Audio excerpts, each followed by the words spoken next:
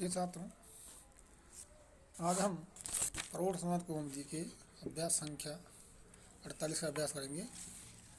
पूर्व की भांति इसमें भी शब्दकोश में जो शब्द हैं इसमें शरीर के अंगों का नाम है, जैसे गात्रम शरीर, शिरस सिर,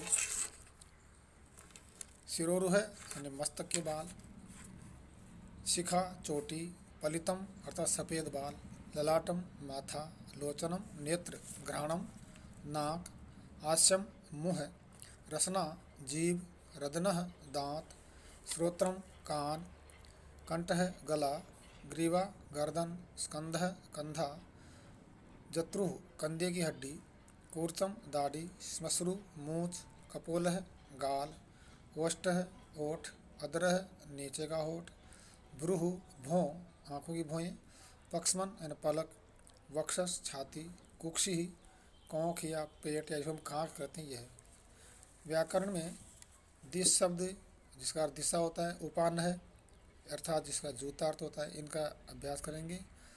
लिख और स्पर्श धातु का अभ्यास करेंगे। त्रिश अच और अप्रत्यय का अभ्यास करेंगे। पहले दिश धातु दिश शब्द के रूप में इसके रूप चलते इस प्रकार से हैं। दिक् दिशौ दिशः प्रथमा, दिशम दिशौ दिशः द्वितीया, दिशा दिग्भ्यां दिग्भिः तृतीया, दिशे दिग्भ्यां दिग्भ्यः चतुर्थी, दिशः दिग्भ्यां दिग्भ्यः पंचमी, दिशः दिशोः दिशां षष्ठी, दिशि दिशोः दिक्षु सप्तमी, हे दिक् हे दिशौ हे दिशः संबोधन। उपान है जिसका अर्थ जूता होता है। ये स्त्रीलिंग के शब्द दोनों। इसके रूप इस तरह चलेंगे।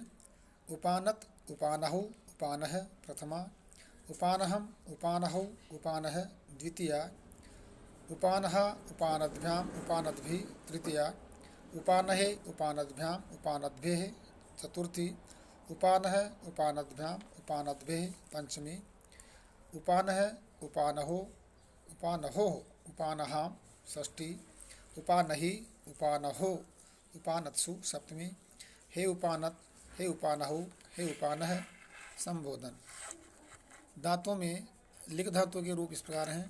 पहले लट लकार में वर्तमान काल में लिखति लिखतः लिखन्ति प्रथम पुरुष, लिखसि लिखतः लिखतः मध्यम पुरुष, लिखामि लिखावः लिखामः उत्तम पुरुष। फिर लोट लकार में रूप चलेंगे। लिखतु लिखताम लिखन्तु प्रथम पुरुष, लिख लिखतम लिखत मध्यम पुरुष, लिखानि लिखाव लिखाम उत्तम पुरुष। लंग लकार में अनंतभूत रूप चलेंगे। अलिखत अलिखताम अलिखन प्रथम पुरुष, अलिखः अलिखतम अलिखत मध्यम पुरुष, अलिखम अलिखाव अलिखाम उत्तम पुरुष। विधिलिंग चाई अर्थ में इस प्रकार रूप चलेंगे। लिखेत लिखेताम लिखेयुः प्रथम पुरुष, लिखेः लिखेतम लिखेत मध्यम पुरुष, लिखेयम लिखेव लिखेम उत्तम पुरुष। स्पृश धातु जिसका अर्थ छूना होता है, इसके लट लकार रूप चलेंगे।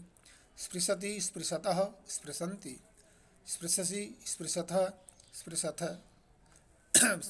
प्रथम पुरुष में स्पृशसि स्पृशति स्पृशतः स्पृशन्ति प्रथम पुरुष, स्पृशसि स्पृशतः स्पृशत मध्यम पुरुष, स्पृशामि स्पृशावः स्पृशाम उत्तम पुरुष। फिर लोट लकार में स्पृशतु स्पृशताम स्पृशन्तु प्रथम पुरुष, स्पृश स्पृशतम स्पृशत मध्यम पुरुष, स्पृशानि स्पृशाव स्पृशाम उत्तम पुरुष। लंग लकार अद्यतन भूत में अस्पृशत अस्पृशताम अस्पृशन प्रथम पुरुष, अस्पृशः अस्पृशतम अस्पृशत मध्यम पुरुष, अस्पृशम अस्पृशाव अस्पृशाम उत्तम पुरुष। विधिलिंग चाई अर्थ में स्पृशेत स्पृशेताम स्पृशेयुः प्रथम पुरुष, स्पृशेः स्पृशेतम स्पृशेत स्पृशेयम स्पृशेव स्पृशेम उत्तम पुरुष। अब लिख धातु लोट लकार में रूप चलेंगे। लिख धातु लोट लकार में रूप चलेंगे। लेखिष्यति लेखिष्यतः लेखिष्यन्ति प्रथम पुरुष, लेखिष्यसि लेखिष्यतः लेखिष्यथ मध्यम पुरुष, लेखिष्यामि लेखिष्यावः लेखिष्याम उत्तम पुरुष। लुट लकार अनद्यतन भूत में अनुदान भविष्य में रूप चलेंगे। लेखिता लेखितारौ लेखितारः प्रथम पुरुष। लेखितासि लेखितास्थः लेखितास्थः मध्यम पुरुष। लेखितास्मि लेखितास्वः लेखितास्मः उत्तम पुरुष। फिर लिट लकार परोक्ष बोध में रूप चलेंगे। लिलेख लिलीखथुः लिलीखुः प्रथम पुरुष। लिलेखिथ लिलीखथुः लिलीख मध्यम पुरुष। लिलेख लिलीखिव लिलीखिम उत्तम पुरुष। लुंग लकार सामान्य भूत में इस प्रकार रूप चलेंगे। अलेखित अलेखिष्ठाम अलेखिषु प्रथम पुरुष। अलेखि अलेखिष्ठम अलेखिष्ठ मध्यम पुरुष। अलेखिसम अलेखिस्व अलेखिस्म उत्तम पुरुष। फिर स्पृश धातु में और लृट लकार भविष्य काल रूप चलेंगे, जिसका अर्थ होना है स्पृक्षति स्पृक्षतः स्पृक्षन्ति प्रथम पुरुष। स्पृक्षसि स्पृक्षतः स्पृक्षतः मध्यम पुरुष।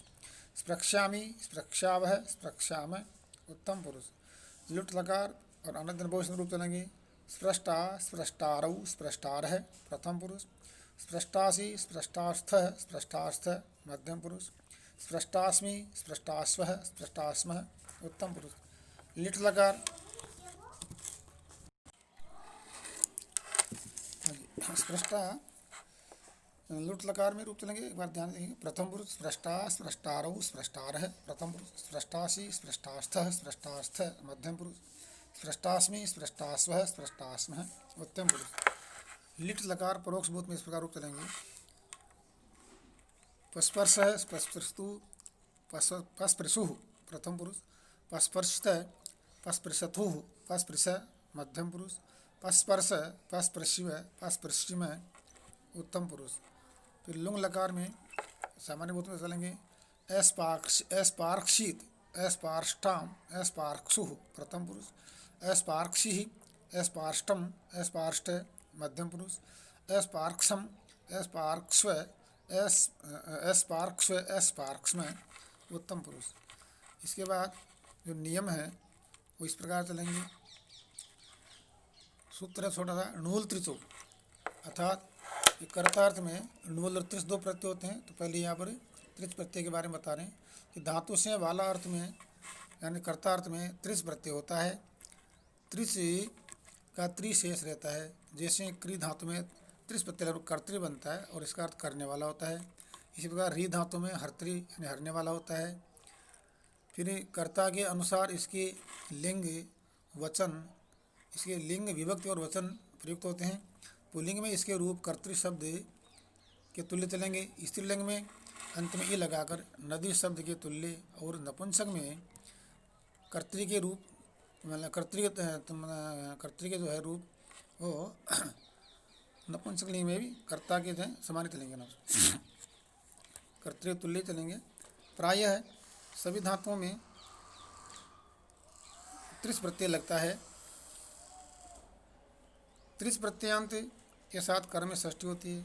जैसे पुस्तक से कर्ता, धर्ता, हर्ता, वह धातु गुण भी होता है।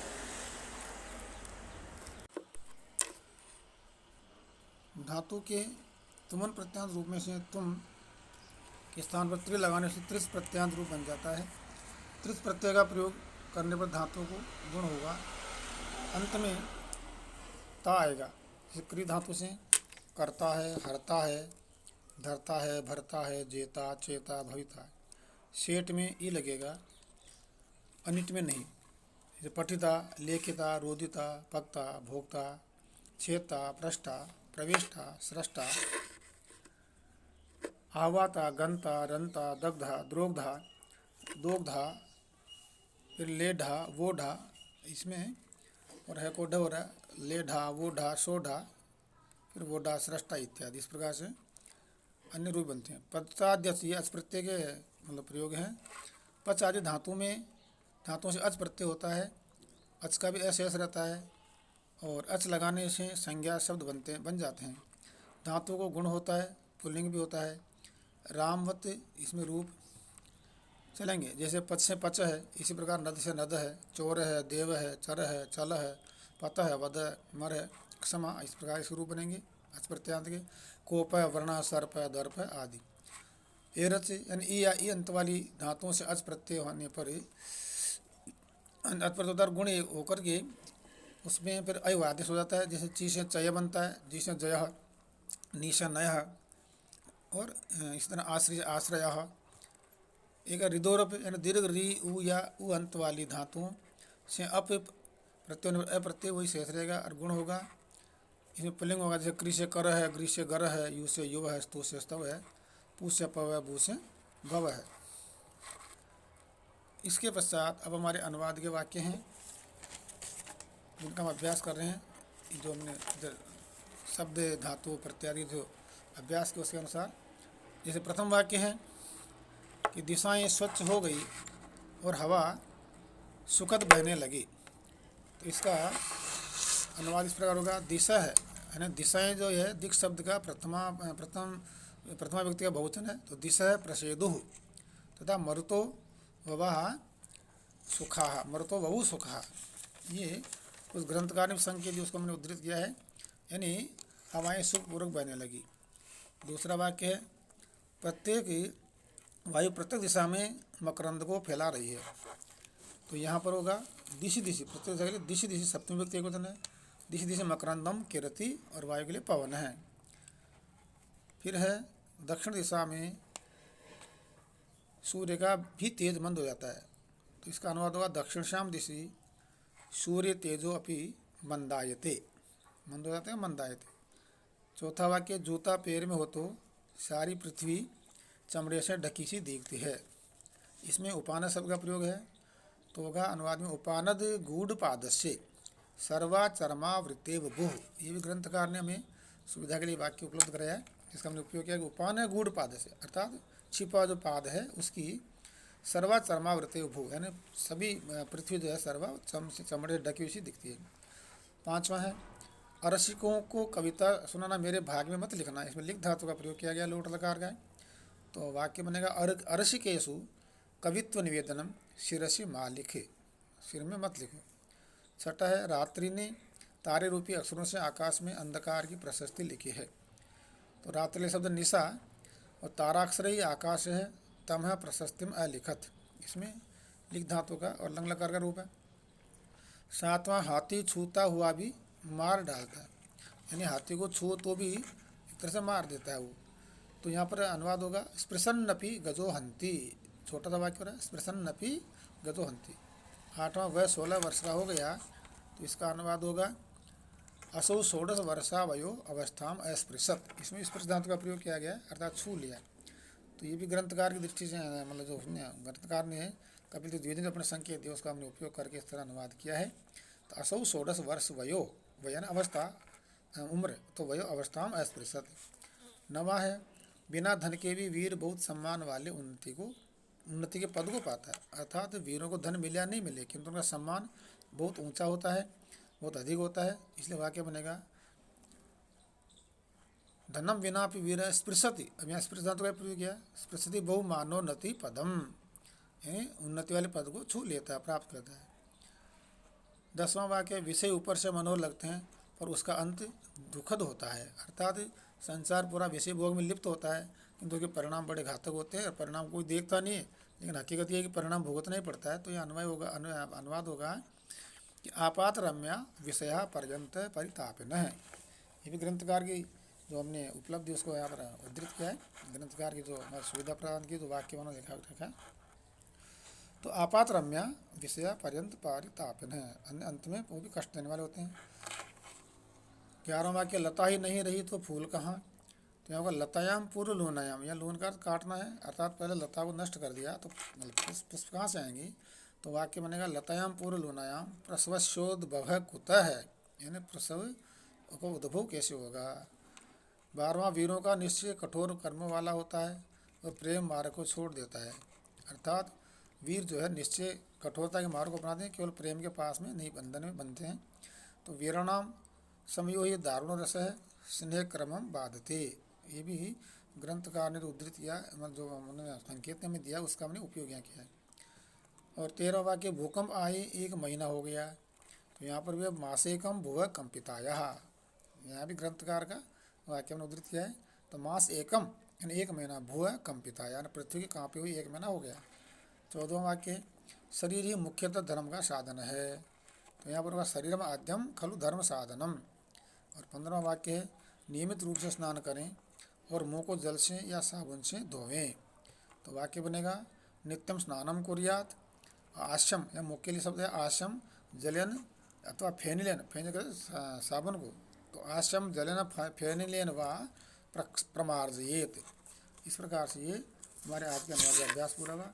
इसके पश्चात फिर आगे हम अगला अभ्यास का अभ्यास करेंगे। धन्यवाद।